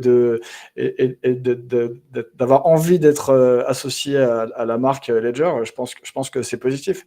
Voilà. Après, l'idée de se dire est-ce que c'est un danger d'avoir ton Ledger autour du cou, ça, je te dis, je le recommanderais pas. Après, d'un autre côté, il y a des gens qui se promènent avec des bagues à 10 000 balles autour du cou, autour des doigts ou plus, et on se pose pas trop la question non plus. Ou des gens qui se promènent avec des Lamborghini, et tu vois, C'est triste et c'est un constat que je déplore. Mais la réalité, c'est qu'aujourd'hui, notamment ceux qui ont des montres de luxe, aujourd'hui, dans certaines villes, je vais parler de la France parce qu'on est en France, mais j'imagine que c'est pas que français. Il y en a beaucoup aujourd'hui qui évitent justement de porter leurs montres de luxe parce que les vols à la tire ont jamais été aussi élevés. Et donc, on rappelle ici, évidemment, si besoin, évidemment, faites attention parce que les détenteurs de crypto-monnaies sont des cibles pour certains, déjà en ligne, mais alors dans la vraie vie, évidemment. Donc voilà, donc faites gaffe, évidemment. Comme une Rolex, moi j'ai plein de potes qui ont des Rolex, ils portent une fausse au poignet. Ils ont la vraie à la maison, qu'ils portent à des occasions bien choisies, mais au quotidien, ils mettent une fausse. Parce que comme ça, si on les raquette, bah, ils la donnent, ils s'en foutent. Et donc, il y a une réalité aujourd'hui d'insécurité dans certaines villes de France. Et donc, je pense que ça explique aussi, sans doute, pourquoi à l'époque, ça avait. Aussi parce qu'on aime bien taper sur Ledger. Bon, mais il y a quand même un sujet de fond aussi, je le crois. TX, tu avais une question sur le design des wallets. Ouais, bah, c'est un peu dans la continuité de ce dont on parlait, c'est-à-dire que, Ledger ces dernières années, vous avez quand même fait des partenariats avec des marques, mais, moi surtout ce que j'ai vu, c'est aussi des nouveaux designs avec, des couleurs, des fois avec un boîtier transparent qui te permet de voir l'intérieur. Ça devient un peu un objet presque de collection et je connais des gens un peu, qui qui en ont un paquet d'ailleurs chez eux, qui les collectionnent. Mais c'est vrai que je me dis, en même temps, aujourd'hui, le le ledger et que ce soit ledger en fait ou que ce soit n'importe quelle wallet, c'est pas forcément un objet que tu montres parce que d'abord la crypto c'est pas forcément hyper populaire, même si plus de gens commencent à en avoir. Et aussi parce que c'est une question de sécurité, c'est-à-dire que tu n'as pas forcément envie que les gens sachent que tu en es. Est-ce que à terme, l'objectif de Ledger, c'est de faire un wallet qui soit un portefeuille? Ça veut dire comme dans ma poche, j'ai un portefeuille et je peux m'en servir. Tu vois, tout le monde a un portefeuille dans sa poche, et tout le monde a des cartes bancaires. Et techniquement parlant, je pourrais me faire voler ma carte bancaire, mais je peux toujours faire opposition. Enfin, je peux toujours. Il y a des recours. Et donc, c'est quelque chose qui est risqué en quelque sorte, mais que j'ai dans ma poche parce que je m'en sers tous les jours. Et puis, je sais que c'est quelque chose de commun que tout le monde a. Est-ce que du coup, l'objectif de Ledger, c'est d'être dans toutes les poches?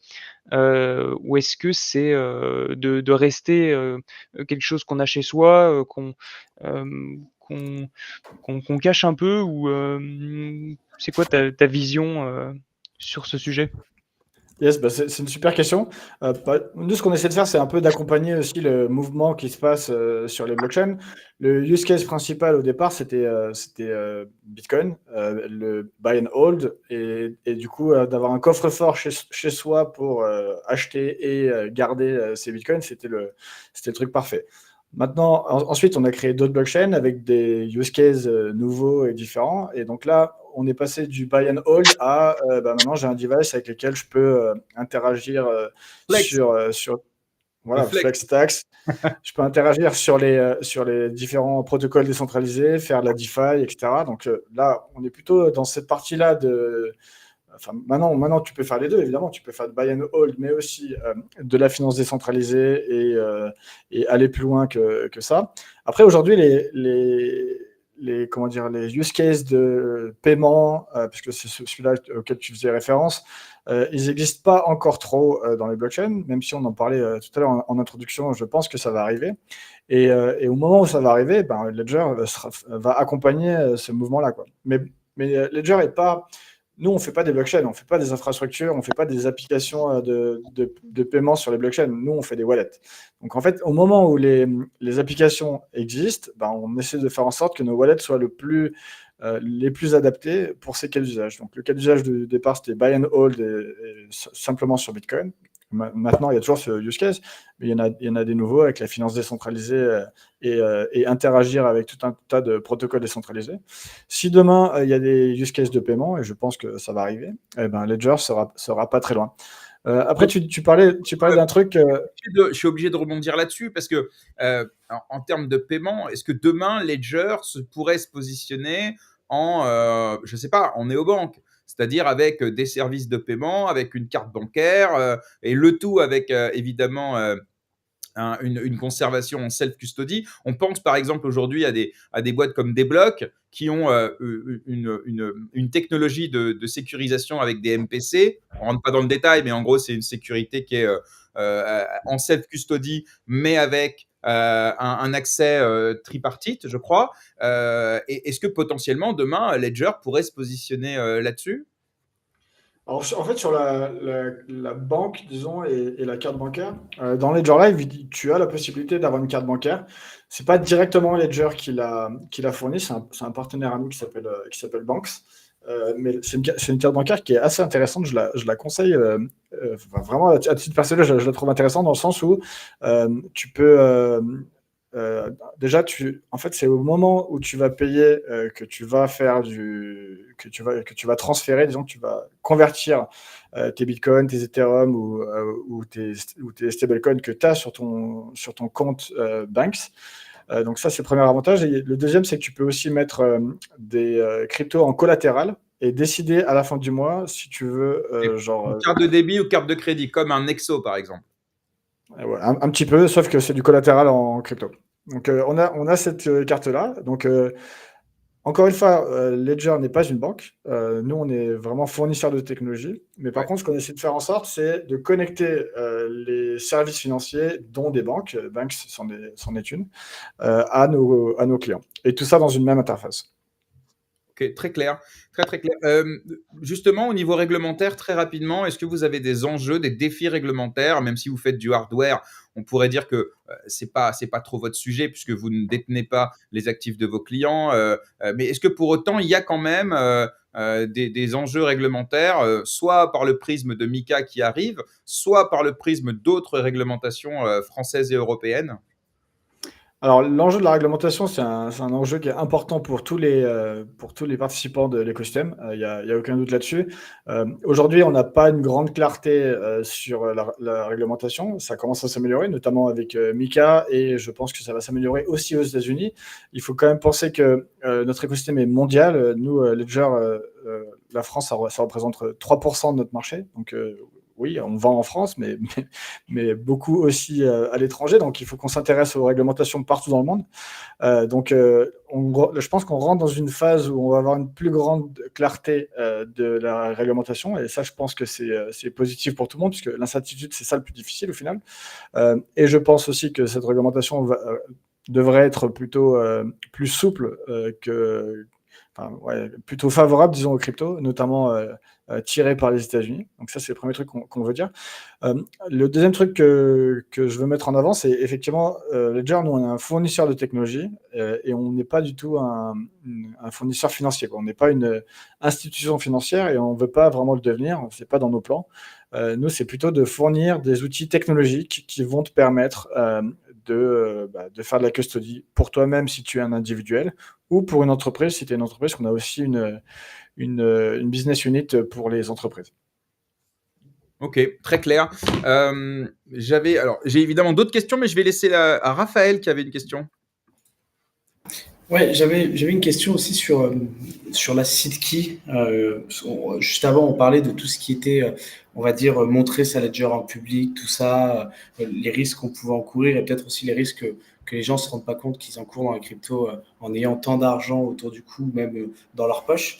Moi, je me suis rendu compte quand il y a mon entourage qui m'a demandé comment je faisais pour cacher ma seed key, quelle était en fait pour moi la meilleure sécurité. Pour toi aujourd'hui, la seed key hors Ledger, mais on va dire les seed keys en général, pour toi, c'est quoi le meilleur moyen de conservation? C'est chez un notaire, dans un coffre, sous le matelas du lit? Enfin, pour toi, quelle est la fractionnée? Alors, on me pose souvent cette question et les gens sont souvent déçus de ma réponse. Donc, je te préviens à l'avance. Je dirais qu'il y a des très mauvaises pratiques. Par exemple, si tu commences à la prendre en photo, si tu commences à la stocker sur ton email ou dans ton ordinateur, ça, c'est une très mauvaise idée. Et typiquement, les photos, ça, c'est un truc que tout le monde doit savoir. Quand tu prends en photo ta seed avec ton téléphone, en fait, maintenant, il y a de plus en plus d'applications qui n'ont pas du tout l'air d'être des applications crypto et qui te demandent d'accéder à tes photos. Tu leur donnes accès à tes photos et du coup, elles regardent toutes tes photos, elles regardent s'il y a une seed dedans et s'il y a une seed dedans, elles te vident ton wallet. Donc ça, il faut que tout le monde le sache. Si tu prends en photo ta seed, il y a de grandes chances que tu te fasses vider ton wallet à un moment ou à un autre. Donc, ça je veux dire ça en préambule. Ensuite, moi je dirais que le backup, c'est vraiment, ça dépend vraiment de ton modèle de ton threat model, de ton modèle d'attaque. Il faut avoir en tête, est-ce que tu veux être le seul à y avoir accès? Ou est-ce que tu veux avoir plusieurs personnes qui y ont accès? Est-ce que tu veux faire en sorte que lorsque tu meurs, tes héritiers y accèdent? Est-ce que tu veux éviter de l'avoir chez toi au cas où quelqu'un vienne te homejacker ou que ta maison brûle? Est-ce que tu veux avoir de la redondance parce que tu veux éviter d'avoir un single point of failure, comme on dit? Donc en fait, ça, c'est tout un tas de questions qu'il faut se poser.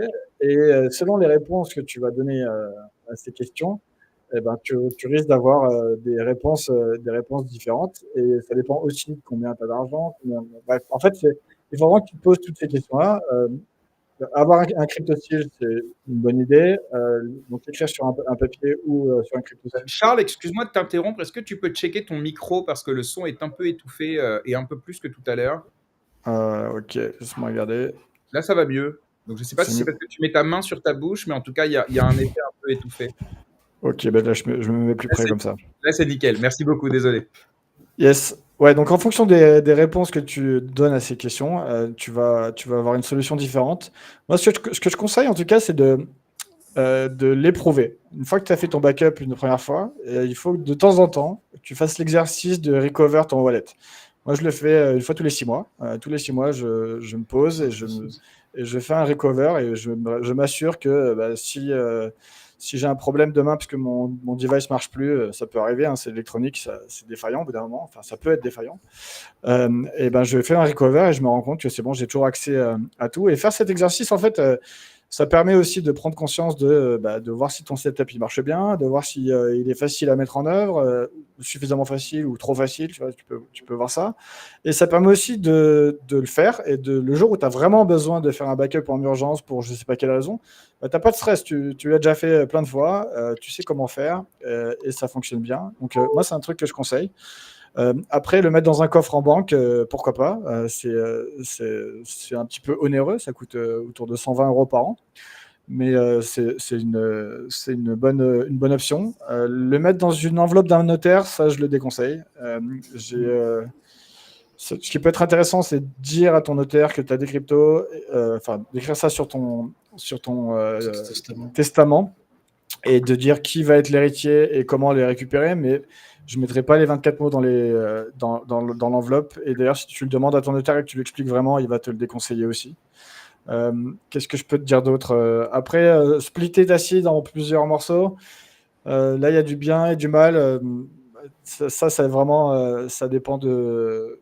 Enfin, je n'irai pas le conseiller en premier abord. Si tu veux faire ça, il faut vraiment que tu saches Oui, le ce que mal tu pour fais. toi de splitter l'acide. StatX nous en avait parlé mardi, je crois. Et Le secret de Shamir. ouais, il disait que divisé en 3, ça faisait 3 points of failure finalement, alors qu'en utilisant Si tu le n'utilises pas le procédé secret de Shamir, ouais. Ouais, c'est ça. Alors, si tu fais un 3 parmi 3, effectivement, ça veut dire que si tu perds un des morceaux, eh ben, tu peux plus recover ta seed. Donc Tu perds tout, oui. ça, c'est un véritable problème. Et tu peux même pas le brute forcer parce que 8 mots, tu vois, c'est trop. Tu peux pas. Si tu perds juste un mot, bah, tu peux le brute forcer et essayer tous les mots, tu vas finir par le trouver. Jusqu'à 4 mots, c'est faisable. Mais 8, c'est foutu, quoi. Il n'y a pas de possibilité de les brute forcer. Donc, si tu fais un 3 parmi 3, ça marche pas du tout. Si tu fais un secret de Shamir, bah, le problème, c'est que ça dépend comment est fait le secret de Shamir. Nous, on ne le fournit pas. Enfin, tu peux pas faire un secret de Shamir et le rassembler dans ton ledger directement. Mais après, tu peux le faire un peu à la main. Mais le problème, c'est que du coup, c'est réservé aux initiés. Tu vois, c'est là que je veux dire qu'il y a plein de trucs à avoir en tête. Et c'est quand même plus compliqué. Et moi, je dirais que quand c'est trop compliqué, tu risques ça risque de pas fonctionner, quoi. C'est ça qu'il faut avoir en tête. Parce que avoir un truc qui soit sécurisé, c'est important, mais avoir un truc qui fonctionne quand tu veux recover, c'est aussi important. Après, il y a une autre option qu'on a, c'est Ledger Recover. Alors justement, c'est parfait, mais c'est parfait ça. Tout à l'heure, tu as dit le mot recover, alors forcément, moi j'ai eu envie de te lancer là-dessus, parce qu'effectivement, donc on va rappeler un peu les faits. L'année dernière, vous avez annoncé le lancement d'un service qui s'appelle justement Ledger Recover pour parler en anglais, qui permet aux utilisateurs de sauvegarder donc leur phrase de récupération via un chiffrement réparti entre plusieurs parties tierces. Est-ce que ça, on peut considérer ça comme du MPC ? Est-ce que c'est un peu différent? Et ensuite, comment justement vous avez réagi à la critique en fait d'une partie de la communauté qui estimait que ça compromettait en fait les principes de décentralisation et de sécurité en introduisant justement des vecteurs potentiels d'attaque? Ouais, il y a plein de choses dans ta question. Alors, est-ce que c'est du MPC? Bah, souvent, ce qu'on appelle MPC, d'ailleurs, on l'appelle à tort MPC, c'est les signatures de seuil, de Threshold Signature Scheme. C'est l'idée d'avoir un secret à un endroit, un autre endroit et un autre endroit. Et par exemple 3, et de faire un 2 parmi 3 au moment de la signature. C'est-à-dire qu'au moment où tu signes, le premier va faire une signature partielle, le deuxième une signature partielle. On va combiner ces deux signatures partielles et ça va créer une signature valide. Généralement, c'est ça qu'on appelle le MPC. Et donc, typiquement, il y a une partie, c'est vous, par exemple, une partie, c'est l'utilisateur, et la dernière partie, ça peut être un tiers de sécurité, par exemple. Bah, du coup, dans le cadre de Recover, c'est pas du MPC, c'est plutôt du Shamir, du secret Shamir Secret Sharing, du partage de secrets de Shamir en bon français. Et donc l'idée, c'est de prendre la seed et de la découper en 3 de manière cryptographique, de sorte que si tu récupères un morceau, bah, tu as 0 information. C'est-à-dire que c'est comme si tu avais trouvé du bruit, quoi. Il n'y a aucune information, ça ne te donne pas plus d'informations que n'importe quel autre nombre. Et par contre, si tu en récupères 2 parmi 3, tu vas pouvoir les recombiner mathématiquement de sorte qu'on est capable de recombiner la seed complète. Donc ça, c'est l'algorithme cryptographique qu'on implémente. Et en pratique, ces shards, donc ces morceaux, on va les stocker de manière sécurisée, un dans les HSM de Ledger, un autre chez CoinCover et un autre chez un autre backup provider. Et donc, au moment où tu vas vouloir faire ton backup, tu vas associer ton identité à ta seed. Et le jour où tu veux recover, donc ensuite tout fonctionne normalement, comme si tu avais un ledger normal et que tu avais ton backup dans un papier. Et tu vas faire des transactions de manière en self-custody, tout est normal, disons. Et si un jour tu perds complètement accès à ton wallet parce que, je sais pas, il y a ton device tu l'as perdu, tu as oublié ton PIN ou je sais pas, et tu veux faire un recover, tu vas refaire une vérification d'identité avec ta carte d'identité et avec, en faisant une vidéo call, quoi. Et là, chaque partenaire va libérer ton morceau de shard et le recombiner à l'intérieur de ton device pour te redonner accès à tes fonds. Voilà, c'est comme ça que ça fonctionne. Est-ce que ça ouvre des nouveaux vecteurs d'attaque ? Évidemment, dès que tu crées une nouvelle fonctionnalité, il y a la question de la sécurité. Mais après, c'est notre travail à Ledger de faire en sorte de créer des produits qui soient le plus sécurisés possible et, comme je disais, de jamais compromettre pour la sécurité. Donc nous, c'était peut-être la première fois justement que vous aviez fait un trade-off aussi important en termes de décentralisation et donc c'était un pari risqué. Est-ce qu'aujourd'hui c'est utilisé clairement ou est-ce qu'il y a quand même une réticence de la part des utilisateurs? Enfin, est-ce que vous êtes content? Est-ce que finalement il y a eu du bruit mais aujourd'hui en fait les gens sont bien contents de l'avoir, genre sincèrement, tu vois? Ou est-ce que voilà, finalement, les gens tiennent quand même à détenir la totalité eux-mêmes sans faire confiance à des tiers? Alors déjà, il y a quelque chose qu'il faut savoir, c'est que c'est un service payant, ça coûte $10 par mois, donc Ok. c'est pas donné. Mais ceci étant dit, on est vraiment content du résultat et nos clients aussi. Je ne vais pas te dire qu'il y a 80% de nos utilisateurs qui utilisent ce service, non, c'est pas vrai, parce que, notamment parce que ça coûte $10 par mois. Mais des gens qui ont un montant substantiel et qui n'ont pas envie de s'embêter avec comment dire, les complexités de gérer sa phrase, comme je l'ai expliqué juste avant, c'est quand même pas simple. C'est une option pour eux qui est utile. Et nous, on l'a lancé il y a un tout petit peu plus d'1 an. Et là, on est plutôt content avec les chiffres, vraiment. Ok. TX, tu avais une question. Et Charles, dis-moi, je t'ai écrit en privé, mais on s'en fout, c'est pas confidentiel. Dis-nous si tu as un max time, comme ça, moi, ça me permet d'organiser. On a débordé un petit peu déjà de 3 minutes, mais dis-moi Ouais, si il va falloir que j'y aille. Si on peut wrap up dans pas longtemps, ce serait parfait pour moi. Ok, on se laisse 7 minutes, 6 minutes, Allez, faisons ça. ça fait 40. Allez, trop cool. Vas-y, TX.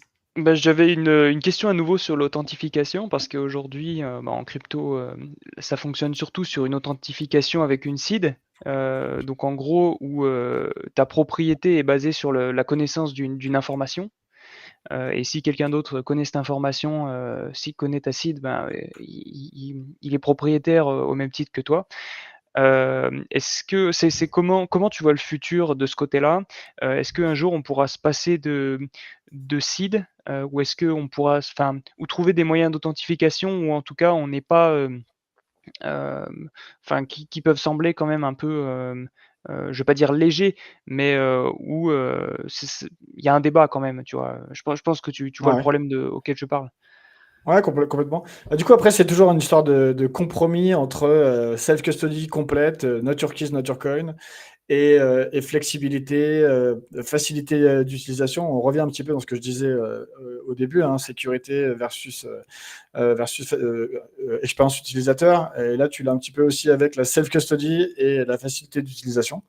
Donc, il y a des possibilités, notamment sur Ethereum. Il y a ce qu'on appelle account abstraction, qui est l'idée de ne pas avoir Un compte, c'est pas juste une clé publique, une clé privée. Un compte, c'est plutôt un smart contract sur lequel tu vas créer des règles pour l'utiliser. Et typiquement, tu vas pouvoir dire que tu utilises ton téléphone avec Passkeys pour t'authentifier et autoriser une transaction en dessous de 100 $. Et que si c'est au-dessus de 100 $, tu vas vouloir avoir ton téléphone plus ton hardware wallet ou je sais pas. En fait, tu peux imaginer tout un tas de règles pour dépenser les fonds qui sont dans ton smart contract, qui sont aussi compliqués et flexibles que tu veux.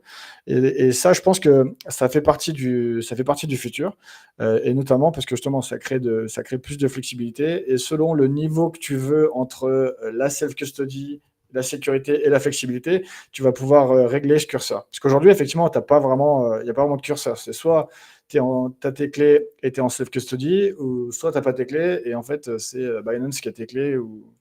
Et on n'a pas vraiment de flexibilité, et je pense que le futur est autour de plus de flexibilité.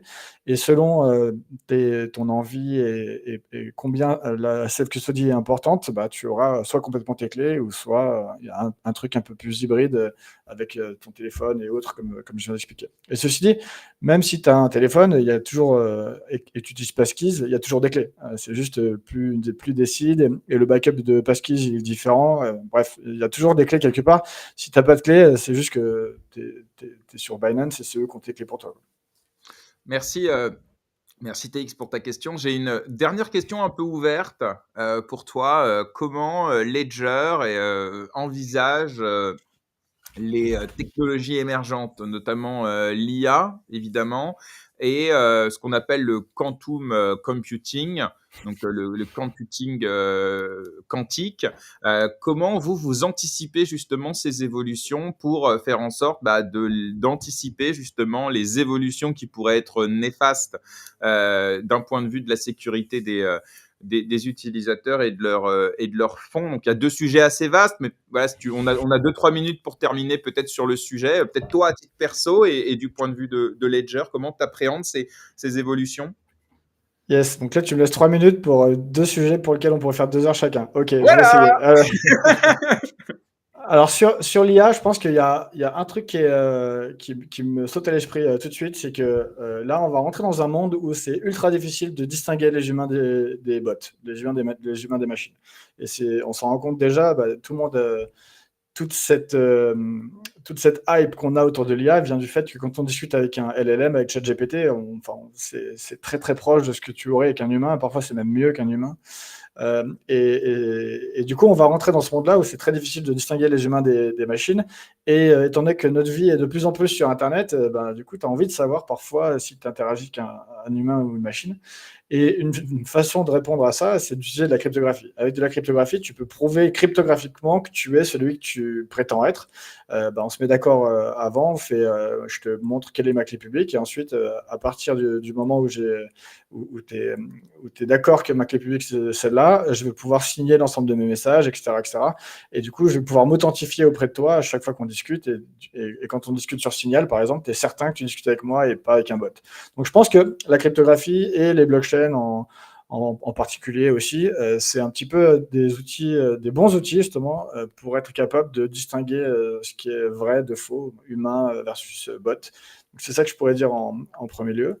Sur le quantum computing, donc ça, je dirais que ça fait à peu près 30 ans que j'entends qu'on a un ordinateur quantique dans 5 ans qui va casser de la cryptographie. Et on le dit encore aujourd'hui. Bon, ça, je suis un petit peu troll quand je dis ça, mais il y a du vrai là-dedans. En fait, si on arrive à créer des ordinateurs quantiques qui sont capables de faire des vrais calculs, parce qu'on arrive à faire des ordinateurs quantiques aujourd'hui, mais qui sont capables de faire seulement des choses assez simples, on voit quand même qu'il y a de l'amélioration, qu'on se rapproche d'être capable de faire des choses qui sont pertinentes. Si on arrive à faire ces ordinateurs quantiques, ça va débloquer tout un tas de choses qu'on ne sait pas faire aujourd'hui avec les ordinateurs quantiques, et notamment casser de la cryptographie. Souvent, on parle de ça parce qu'on imagine que ça pourrait être que ça a un effet Big Bang et que ce serait le cauchemar du jour au lendemain. Moi, je crois qu'il n'y aura pas du jour au lendemain.